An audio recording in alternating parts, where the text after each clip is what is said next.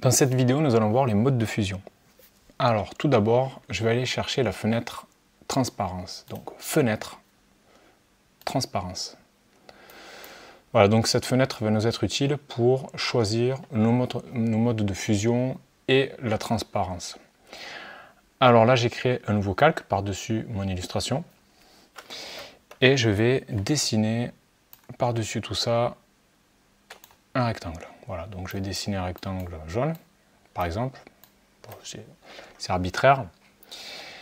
Et là, vous voyez que le mode de fusion de ma forme est réglé sur normal. Donc normal, ça veut dire que mon rectangle jaune ne laisse pas passer la lumière, c'est-à-dire qu'il est opaque. Voilà, donc là c'est opacité 100%, mode de fusion normal.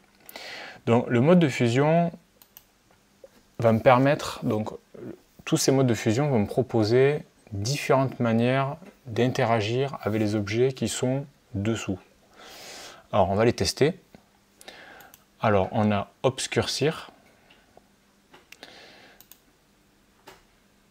produit, densité couleur plus. Donc, vous voyez, donc là ça va dépendre aussi de la couleur utilisée. Vous voyez, là si j'utilise du noir, c'est pas pareil que si j'utilise du jaune. Donc là il va s'agir de tester. Hein. Vous voyez là, ça permet d'obtenir, ces modes de fusion permettent d'obtenir des ambiances. Alors, on peut trouver vraiment des ambiances super sympas sans avoir à modifier l'ensemble, enfin en tout cas l'illustration au niveau des couleurs. Donc ça permet vraiment de faire ça très rapidement. Donc vous voyez, lumière crue, donc c'est intéressant. Donc là on peut régler, voilà, quand on veut obtenir des camailleux intéressants comme ceci. Alors là on peut jouer sur tout rose, voilà, tout jaune, tout bleu. Donc c'est plutôt vraiment très sympathique. Différence. Exclusion. Donc là pareil, je vous invite à tester avec différentes couleurs. Et là ça peut, en tout cas ça permet de trouver vraiment des styles différents. Vous voyez, teinte, saturation. Alors il y a des modes de fusion qui vont plus ou moins fonctionner. Ça va dépendre de la couleur de votre objet.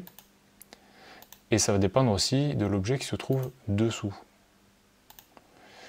Alors, ce qui est intéressant, c'est que là nous avons vu les modes de fusion ici, et on peut aussi régler l'opacité. Donc je ne suis pas obligé d'avoir un mode de fusion à 100%. Voilà, je peux très bien me mettre à 70% par exemple. Donc c'est assez intéressant comme possibilité. Alors, il est possible aussi, alors je vais créer un dégradé. Alors, un dégradé comme ceci.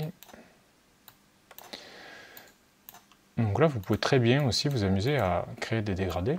Voilà, donc là, c'est un dégradé du rouge vers le jaune et de recommencer le processus, voilà, en testant. Donc là, ça vous permettra d'avoir encore d'autres ambiances. Donc c'est sympa. Ça permet vraiment de, vous voyez, de créer des nuances. Là, par exemple, dans le ciel, ça me crée des nuances intéressantes.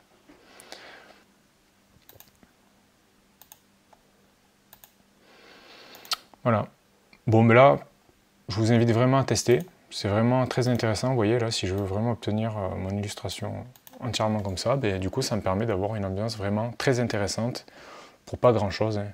Il me suffit de créer un rectangle, de régler le mode de fusion et éventuellement la transparence. Voilà. Donc là, si je choisis d'avoir un peu de transparence, j'obtiens ceci. Voilà.